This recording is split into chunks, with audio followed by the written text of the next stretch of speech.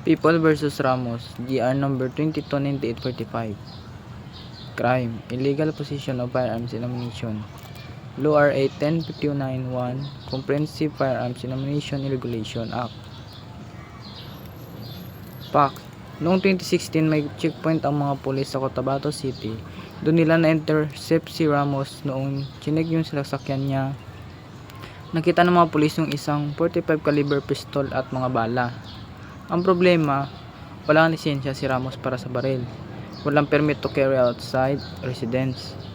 Kaya inaresto siya ng mga pulis for illegal possession of firearms and ammunition under RA 10591. Sa trial court, napatunayan siya guilty. Nag-appeal siya sa Supreme Court. Pero ano yung pinagtalunan? Ang tanong kay Supreme Court, kailangan pa ba patunayan na may balak gamitin yung baril or kahit possession lang, crime na? Sabi ni Ramos, wala naman akong balak gumawa ng krimen, pang self-defense lang.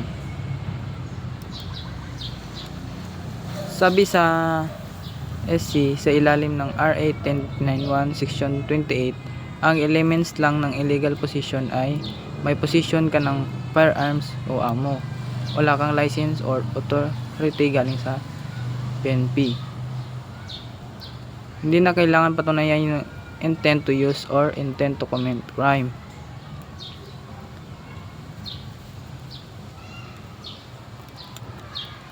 Ang una kong i-case ay ang People versus Ramos, GR 229845. Sa facts po, nahuli si Ramos sa checkpoint with a 45 pistol and ang problema, wala siyang license. Ang naging issue, kailangan ba may intent to use? Ang sabi ng Supreme Court, hindi na. Basta may baril at wala kang license, guilty ka na under RA 10591. Bokwicosa versus People of the Philippines, crime. Rape under Article 266A and 266B of the Revised Penal Code. Classification, crime against person. Si Bokwicosa ay kinasuhan ng statutory rape. Yung victim ay minor, below 12 years old nung time ng incident. Sabi ng victim sa testimony niya, nirape siya ni Bokwicosa sa loob ng bahay nila. Walang ibang witness, siya lang. Sa RTC at CA, napatunayang guilty si Bokwicosa kaya nag-appeal siya sa Supreme Court. Ang depensa ni Bokwicosa, may consent daw yung bata at hindi incredible yung testimony ng victim. Ano yung pinagmulan? May two main issues sa SC. Credible ba yung testimony ng victim? Sapat ba yun para i-convict kahit walang ibang witness? Valid ba yung consent defense lalo na at minor yung victim? Ano sabi ng Supreme Court? Guilty pa rin si Bokwicosa, affirm ng SC yung conviction. Sabi ng SC, sa rape under Article 266A on the statutory rape, ang elements lang ay may sexual intercourse. Yung victim ay below 12 years old. Consent is not a defense. Pag minor below 12 years old, hindi pwedeng sabihin may consent. Inconclusive yun sa batas. Rape pa rin yun kahit pumayag. Testimony of victim is enough. Sa rape cases, yung salaysay ng biktima, kung credible consent ay positive, ay sapat na para makonvict. Hindi kailangan ng corroborating witness. Penalty, reclusion perpetua. Dahil qualified rape ito at minor yung victim, plus civil indemnity, moral damages at exemplary damages sa victim. Legal basis RPC Article 266A. Article 266A 1D, rape is committed when the offended party is under 12 years old of age. Ito yung tinatawag na statutory rape. Kahit walang force, threat, or intimidation, rape pa rin kasi ang batas nag-assume na walang capacity mag-consent ang bata. Kinasuhan si Bokwicosa ng rape ng isang minor na below 12 years old, ang depensa niya ay may consent daw at hindi credible yung testimony. Ang naging issue, sapat ba yung testimony ng bata at valid ba ang consent? Sabi ng Supreme Court, guilty pa rin si Bukoy Cosa. Una, sa statutory rape, hindi valid ang consent pag minor. Pangalawa, sapat na yung credible testimony ng victim para makonvict. Ang penalty ay reclusion perpetua. People vs. Holgado 2014. Crime. Violation of BP 22 Bouncing Checks Law. Ano nangyari? Nag-issue si Holgado ng mga tseke para pambayad ng utang o transaksyon. Nung din-deposit ng pay yung tseke sa bangko, tumalbog or dishonored kasi insufficient funds o walang pundo. Pinadalhan siya ng notice of dishonor ng bangko o pay. Binigyan siya ng 5 days para bayaran pero hindi siya nagbayad within 5 days. Kaya kinasuhan siya ng violation of BP 22. Depensa ni Holgado, hindi ko alam na walang pondo yung account ko nung time na nag-issue ako. Anong pinagmulan? Ano ang pinagtalunan? Kailangan ba patunayan ng prosecution na alam talaga ni Holgado na walang pondo yung account niya nung time na nag-issue siya ng cheque? Ang sabi ng Supreme Court, guilty si Holgado sa BP 22. Sabi ng SC sa BP 22, may gumawa at nag-issue ng cheque. Yung cheque ay tumalbog due to insufficient funds or closed account. Nabigyan ng notice of dishonor yung accused, hindi nagbayad within 5 banking days from receipt ng notice. Presumption of knowledge. Hindi na kailangan patunayan ng prosecution na alam ni Holgado na walang pondo. Ang batas mismo ang nagpipresume na alam mo pag hindi ka nagbayad within 5 days after mo matanggap yung notice.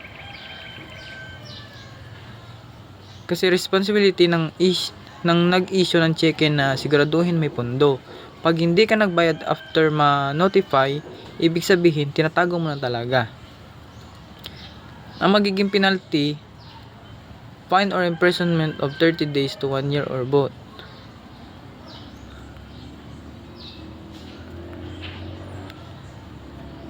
People vs. Holgado 2014. Ang kaso ay violation ng BP 22 o Bouncing Checks Law. Ang fact, nag-issue si Holgado ng cheque pero tumalbog kasi walang pondo. Ang depensa niya, hindi niya alam. Ang sabi ng Supreme Court, guilty pa rin dahil sa BP 22, once na na-notify ka at hindi ka nagbayad within 5 days, may presumption na alam mo na walang pondo.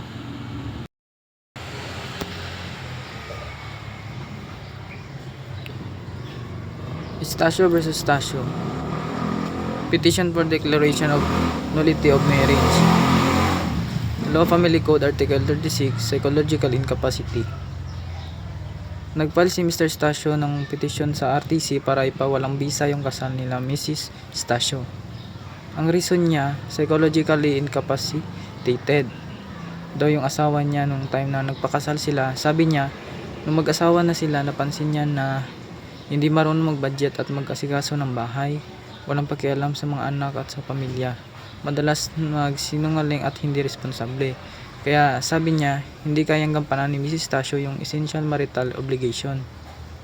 Gusto niya i-declare ng korte na void even in-issue yung kasal, parang hindi talaga sila kinasal from the start. Ano yung pinagtalunan? Sapat ba yung mga rason ni Mr. Stasio para masabing psychological incapacity under Article 36? Ano ba talagang ibig sabihin ng psychological capacity? Sabi ng Supreme Court, denied. Valid pa rin yung kasal nila. Sabi ng SC, hindi lahat ng problema sa mag-asawa ay psychological incapacity na. Para ma-nullify ang kasal under Article 36, dapat patunayan yung tatlong elements. Number 1, grave. 2, existing at time of marriage. 3, incurable. Point ng SC, ang psychological incapacity ay hindi katulad ng incompatibility, hindi pagkakaunawaan o kawalan ng pagmamahalan. Dapat itong isang tunay na psychological disorder na pumipigil sa isang tao na intindihin at gampanan yung basic duties ng asawa at magulang. Sa case ni Stasio, kulang sa ebidensya, walang psychological evaluation, walang doktor na nag-testify, mga ordinaryong away, mag-asawa lang yung binanggit.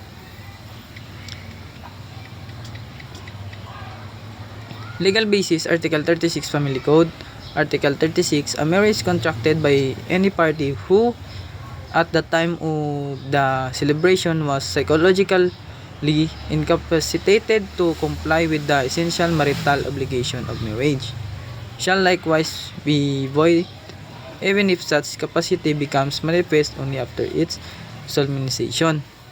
Essential marital obligation, ang ibig sabihin, magmahalan, magrespetuhan, magsuportahan, palakihin ng maayos yung mga anak. Relevance,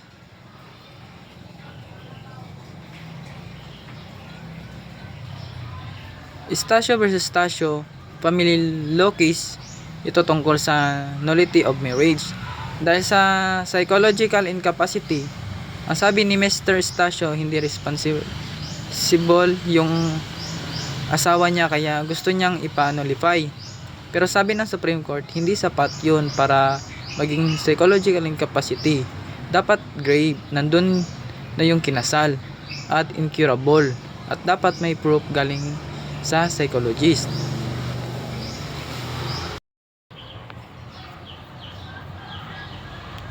People versus Genosa 2014. Si Maribek Genosa ay napatay yung asawa niyang si Ben Genosa. Pero hindi to basta-basta pagpatay. For 18 years, binugbog, sinaktan at ni-rape siya ng asawa niya, lasinggero at napaka-abusive. Ilang beses na siya tumakas at nagreklamo sa barangay pero bumalik pa rin siya dahil sa mga anak. Nung gabi ng incident, nakatulog si Ben habang lasing. Kinuha ni Maribek yung baril at pinaputukan niya yung asawa niya habang natutulog. Iniresto siya for parricide sa trial court. Guilty siya pero nag-appeal siya sa SC. Self-defense ba to kahit tulog yung asawa niya nung binaril? Pwede ba gamitin yung battered woman syndrome as defense? Ang sabi ng Supreme Court, acquitted si Maribek Genosa, not guilty. Ito yung first time na officially na ni-recognize ng Supreme Court yung battered woman syndrome sa Pilipinas. Sabi ng SC, normal na self-defense, dapat may unlawful aggression na nangyari at that moment. Pero sa battered woman syndrome, iba. Ano yung battered woman syndrome? Ito ay psychological condition ng babae na matagal nang inaabuso dahil sa cycle ng violence. Nagkakaroon siya ng feeling na kahit kailan pwede niya akong patayin, kahit tulog siya, delikado pa rin ako. Sa BWS, yung imminent danger ay hindi lang yung oras na sinasaktan dahil sa trauma. Naniniwala yung babae na anytime pwede siyang saktan o patayin, kaya yung pagpatay niya justified as self-defense. Kaya in-acquit si Genosa, hindi siya pinakulong.